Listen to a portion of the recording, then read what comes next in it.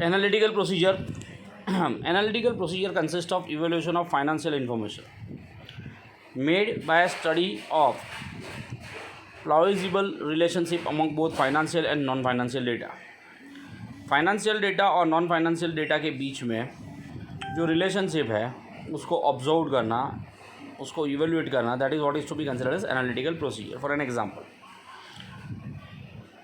आपका software company है, आपका टर्नओवर बढ़ता जा रहा है, काफ़ी अच्छा सेल्स ग्रो दिखा रहा है, लेकिन ऑन द कॉन्ट्रारी आपके वहाँ जो एम्प्लॉयज़ है उसके नंबर्स नहीं बढ़ रहे.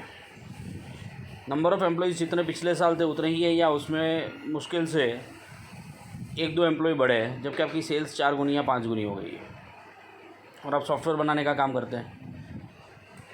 तो ये थोड़ा एक दूसरे से कॉन्ट्रारी रखता है, क्योंकि एक साइड से सेल्स अगर जम कर रही है और सॉफ्टवेयर्स बनाने, तो इट इज़ क्वाइट नेचुरल कि आपके नंबर ऑफ़ एम्प्लॉयज़ हुए वो नंबर ऑफ़ एम्प्लॉयज़ भी बढ़ने चाहिए. अगर नंबर ऑफ़ एम्प्लॉयज़ नहीं बढ़ रहे और खाली आपकी सेल्स शूट अप कर रही है तो it in it self shows कि कुछ तो गलत हो रहा है. तो आपका फाइनेंशियल डेटा और आपका नॉन फाइनेंशियल डेटा जो भी है वो दोनों के दोनों एक दूसरे के साथ मैच कर रहे नहीं है. तो in that circumstances analytical procedure हमें ये सजेस्ट करता है कि कुछ गड़बड़ी है, you have to go in detail for this, right.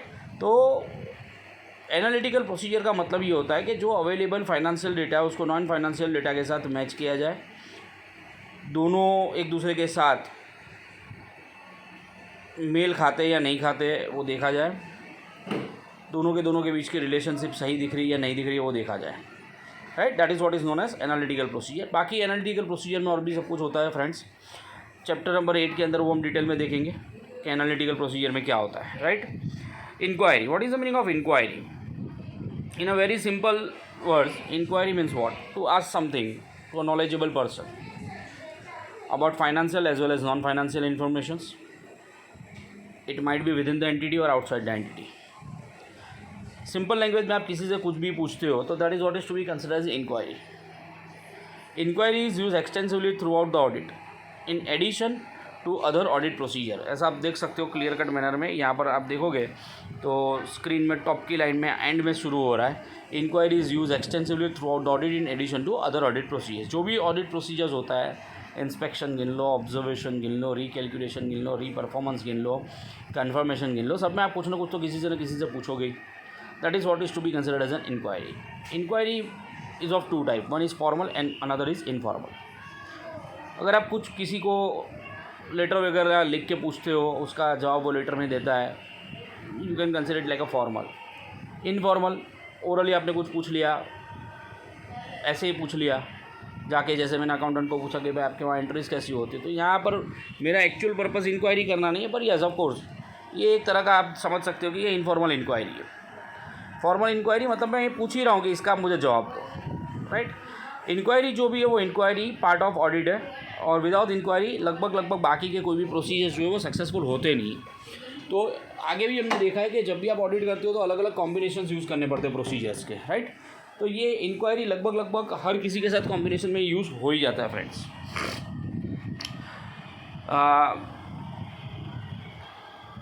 किसी जगह इंक्वायरी जो भी है वो हमको रिटर्न में ही चाहिए.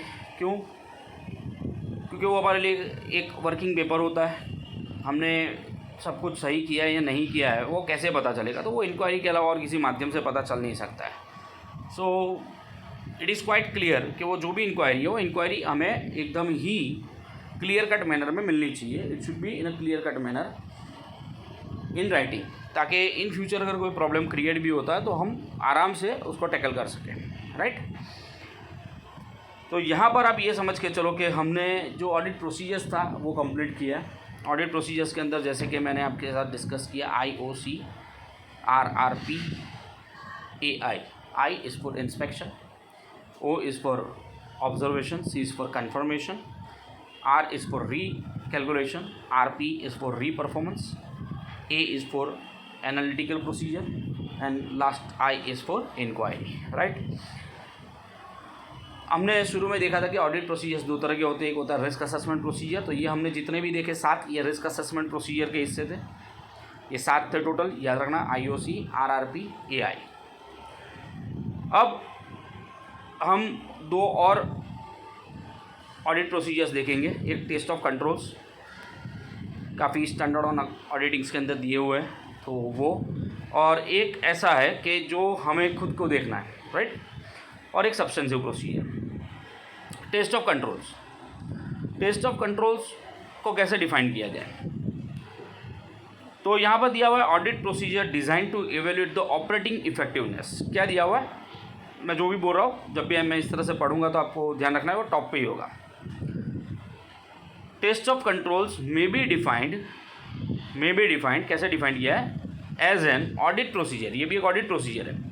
किस चीज़ के लिए डिज़ाइन किया गया है, design to evaluate the operating effectiveness of control in preventing और detecting and correcting material misstatements and assertion level at the assertion level. Test control क्या है, तो वो एक प्रोसीजर है जिससे हम इवोल्यूशन करते हैं किस चीज़ का, कि जो भी कंट्रोल्स आपने रखे हैं, किस चीज़ के कंट्रोल, वैसे कंट्रोल जिससे प्रिवेंट हो सके, डिटेक्ट हो सके और करेक्ट हो सके, क्या, material misstatement eight the assertion level, मतलब जब वो प्रिपेयर हो रहा हो तभी वो करेक्ट हो सके, डिटेक्ट हो सके, राइट, या प्रिवेंट हो सके। 3 वर्ड है, प्रिवेंशन, डिटेक्शन एंड करेक्शन। वापस मैं बोल रहा हूँ, PDC, prevention, detection and correction, PDC, prevention, detection and correction of what, of material misstatement at which level, at assertion level.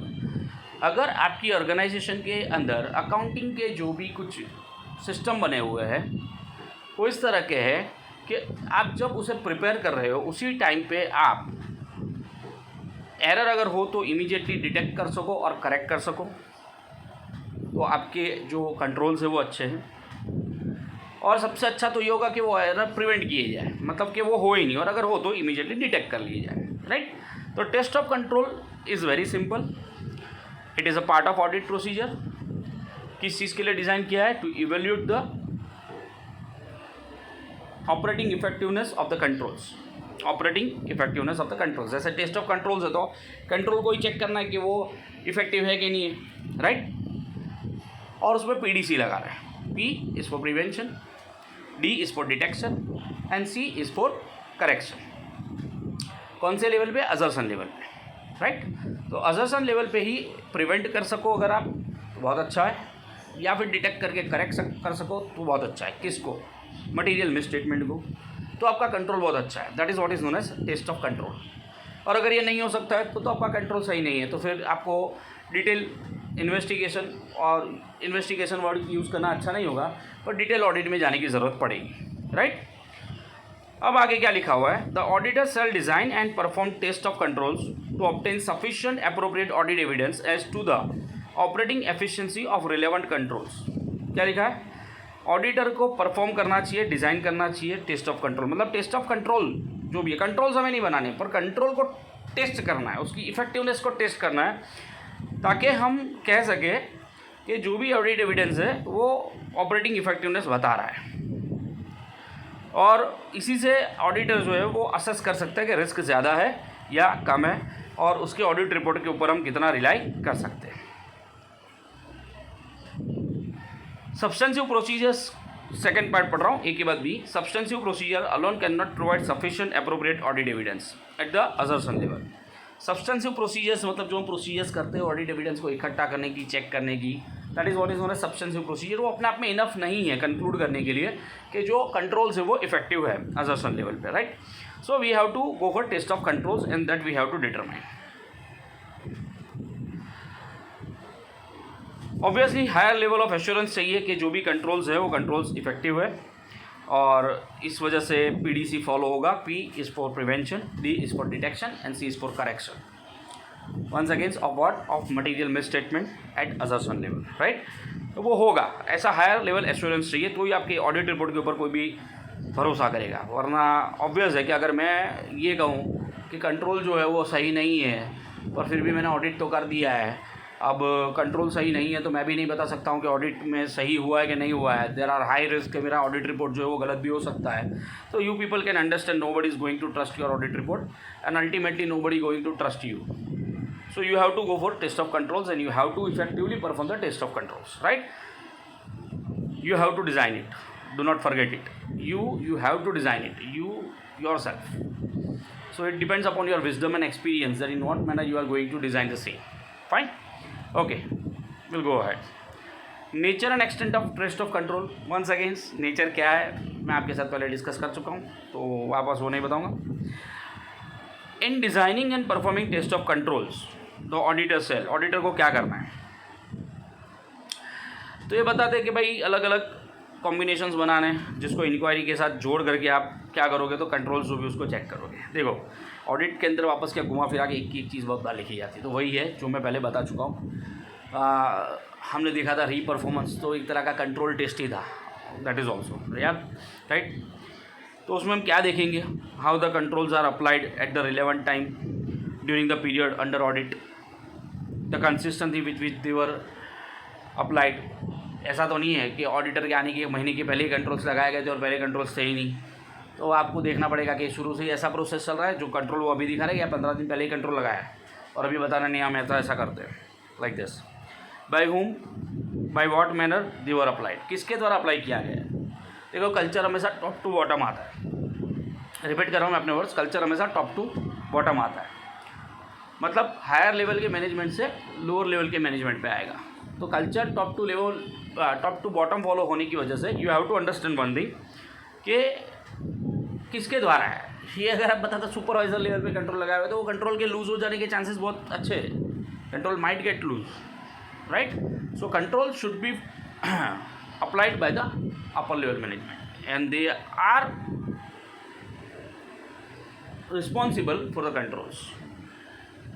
They have to involve themselves, upper body have to involve themselves in designing and implementing the controls. अगर ये वो हुआ है तो हम ज़्यादा rely कर सकते हैं कंट्रोल के ऊपर. तो ये ए पॉइंट हुआ. बी पॉइंट के अंदर determine whether the controls to be tested depend upon the other controls, indirect controls, and if so whether it is necessary to obtain audit evidence supporting the effective operations of those indirect controls. क्या दिया है, determine whether controls to be tested.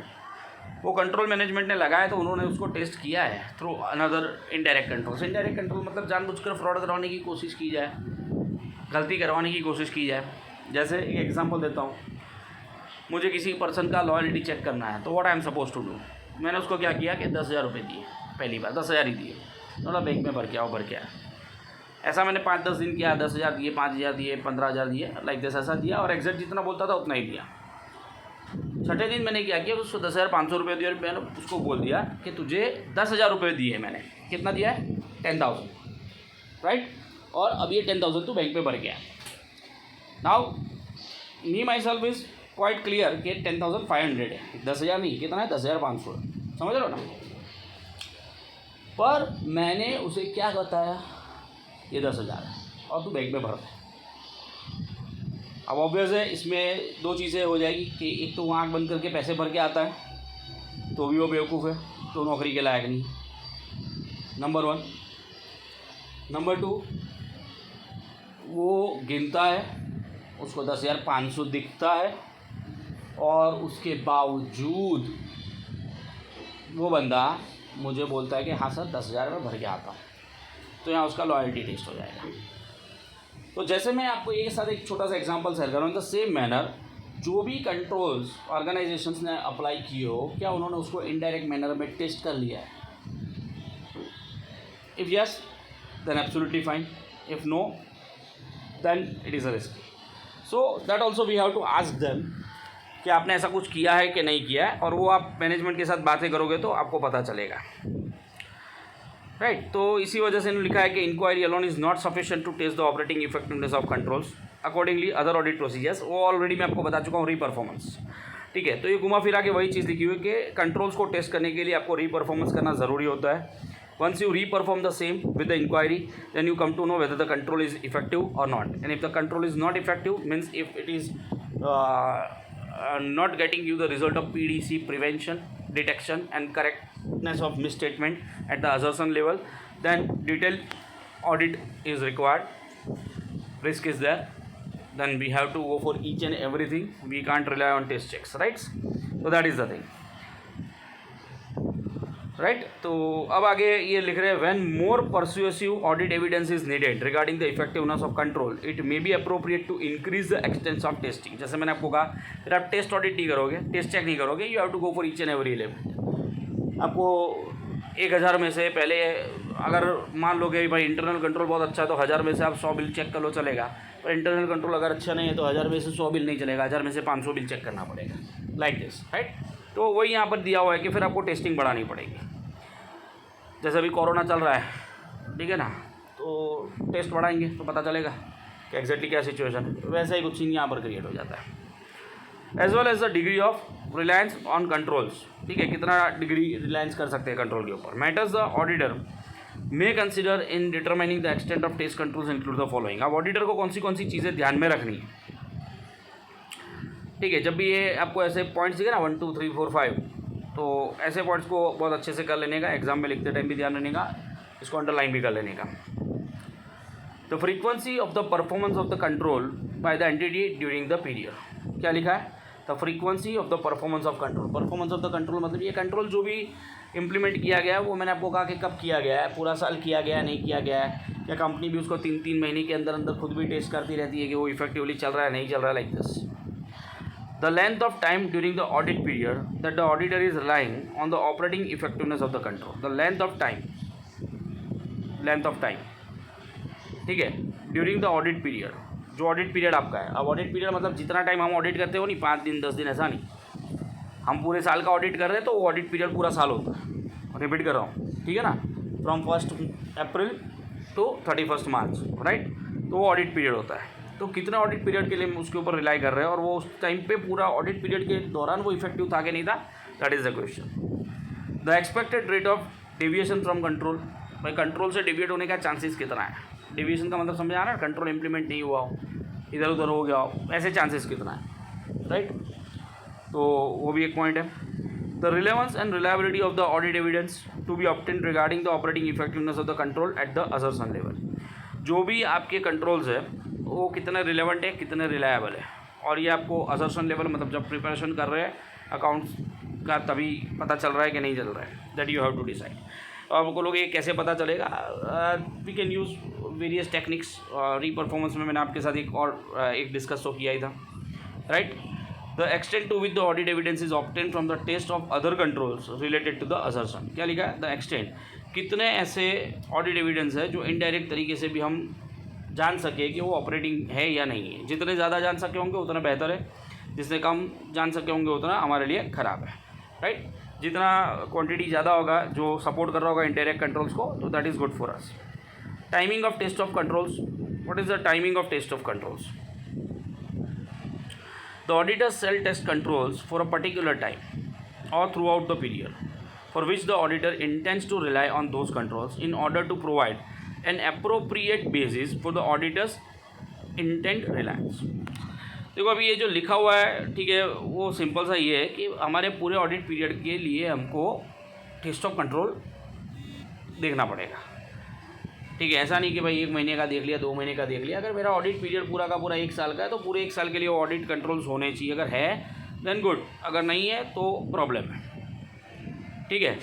एक example इन्होंने दिया है, मैं आपके साथ शेयर करता हूँ। जैसा आप देख सकते हो यहाँ पर example,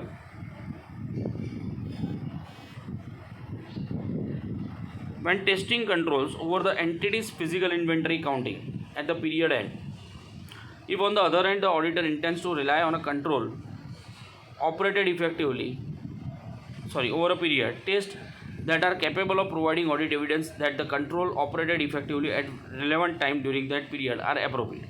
Such tests may include test of the entities monitoring of controls। जब आप ये देख रहे हो कि भाई इन्वेंट्री जो भी है वो कैलकुलेशन कैसे हो रहा है, उसमें कैसे कंट्रोल रखे जाते हैं, तो उस टाइम पे आप जो देखते हो तो यू कैन रिलाई कि भाई ये पूरा साल रहा होगा, you can presume, you can not be sure, right. पर उसके लिए आप इंक्वायरी कर सकते हो। जैसे मैंने आपको कहा कि ये एक ऑब्जर्वेशन है, जब वो कैलकुलेशन कर रहे हैं तो आप इंक्वायरी कर सकते हो। यू कैन आस्क कि ये पीरियोडिकली कब कब होता है, वो बताएगा अप्रैल में भी होता है, मई में भी होता है, जून में भी होता है, तो दैट इज़ गुड। आप रजिस्टर मांग सकते हो कि अप्रैल में किसने किया था उसका रजिस्टर दो, मई में किसने किया था उसका रजिस्टर दो, जून में किसने किया था उसका रजिस्टर दो, लाइक दिस। वो आपको अलग अलग रजिस्टर्स जो भी वो प्रोवाइड करेंगे तो इमीडिएटली आपको पता चल जाएगा कि ये कंट्रोल पूरा साल था या नहीं था। ऑलराइट, तो in this manner you can consider ये कंट्रोल पूरा साल था या नहीं था।